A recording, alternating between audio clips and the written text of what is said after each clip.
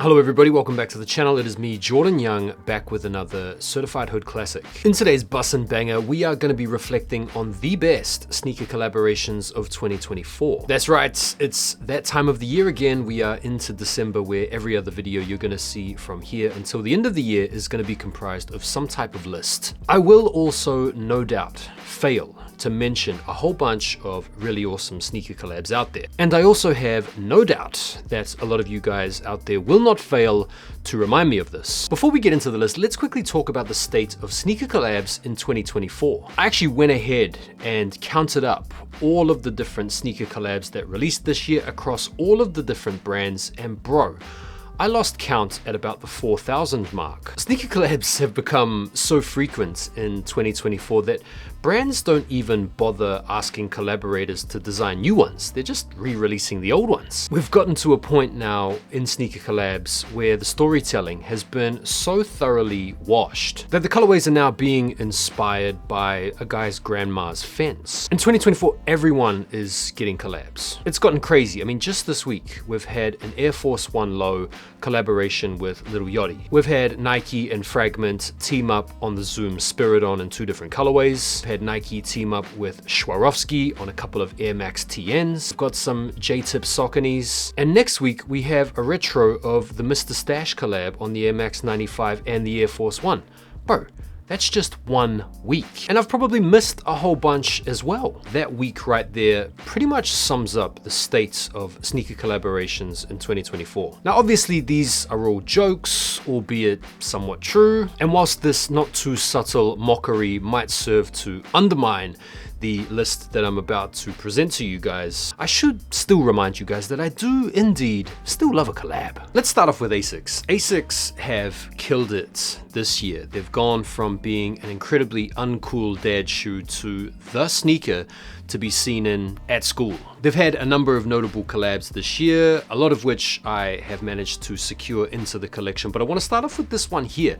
This is the Asics and Marvel collab with Kith on the GT 2160, and I have here the green Goblin pair. In terms of the unboxing experience, this is probably the sneaker of the year, just because of the fact that you've got the sleeve, you've got the box, you've got the shoes that come in a bag, and then you've got this really awesome added extra with the comic that may or may not be incredibly rare and collectible. Sneakers themselves are dope. I got this pair because I love green. It's my favorite color. I couldn't really give 2 craps about the green Goblin myself, but I just really liked this colorway. I like the gradient shift in the green. The GT 2160 is one of the best models of the year in terms of comfort, and so this was an absolute no-brainer cop. Next up, we have one of my personal favorite pickups from the entire year, because I bought these when I was traveling back home to Aotearoa earlier on in the year in March.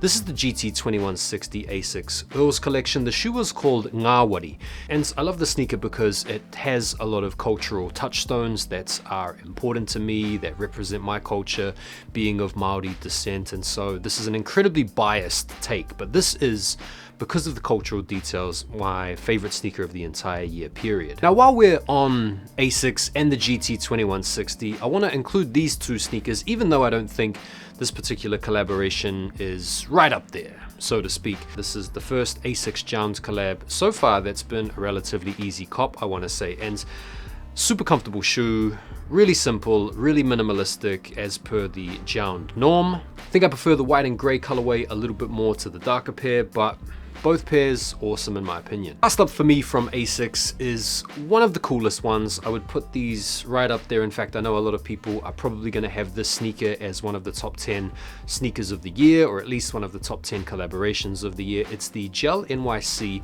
collaboration with Hidden New York. Right, so let's talk about Nike. One of them has to be the Futura SBs. This is the SB of the year in my opinion.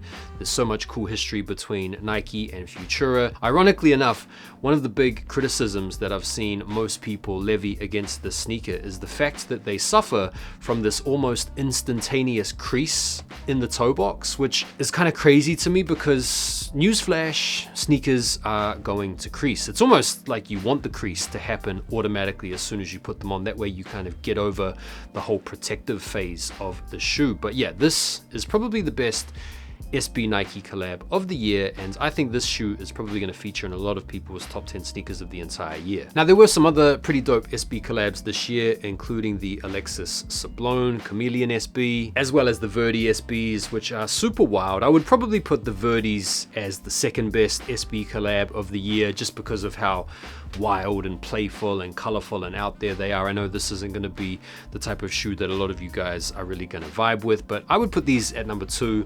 Then I'd put the Alexis Sablones, and then I'd probably put the Haisa Liaos. But to be honest, it's been a pretty underwhelming year for Nike SB, at least from a collaborative standpoint. The GRs have been really good this year, but the collabs have been a little bit of a letdown. Next up, one of my favorite Nike collabs of the year has got to be the Nigel Sylvesters. Now, I know earlier on in the intro I was ripping the shoe and rinsing it, but that was just for jokes. The truth is, I do actually really like this shade of green. In fact, most of the people out there that I've seen react positively to this shoe have done so on account of this particular shade of green. It's just really nice, and in hands, they definitely hit hard. Now let's talk about Amamanya, because these guys, it could be argued, sort of fell off a little bit in 2024. And don't forget, back in 2021, the Amamanya 3s were pretty much by popular consensus regarded as the sneaker of the year.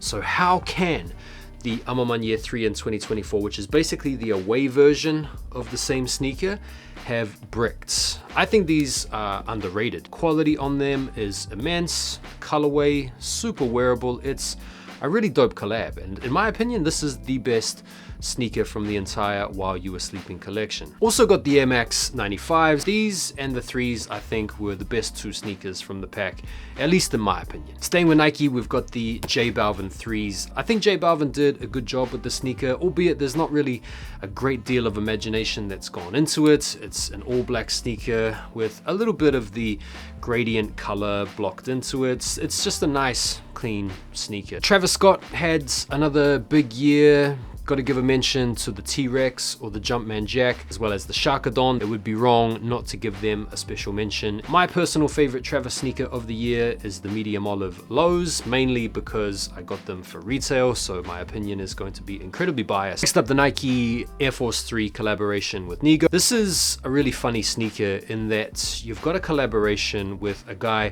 that originally copied Nike and made a name for himself out of creating a bootleg, and then there's this full circle moment where he ends up collaborating with them in an official capacity, and he actually incorporates some of the touches that separated out his original design back in the day on this Air Force 3. I do like the color blocking. I do like the fact that he used an Air Force 3. I think the packaging is great. Next up, we've got some retro collabs. First and foremost, we've got the Air Max 1 Patters. This was a sneaker that came out to celebrate 20 years of Patter, and I think they really did the originals justice with the qualities of the materials, the color, as well as the shape. This was a really awesome release as well, because it was released primarily through the Patter retail shops. And then we have the Wu-Tang Dunks. This, for a lot of people, is going to be the sneaker of the year. If you're into the Wu, if you like the Tang, if you remember how much of a grail the sneaker has been over the years, then just getting your hands on these for retail or a little bit over in the resale market is going to feel like an absolute lottery win. Got to have the Saucony J-Tips on here for sure as one of the best sneaker collabs of the year. This is the Pro Grid Omni 9, which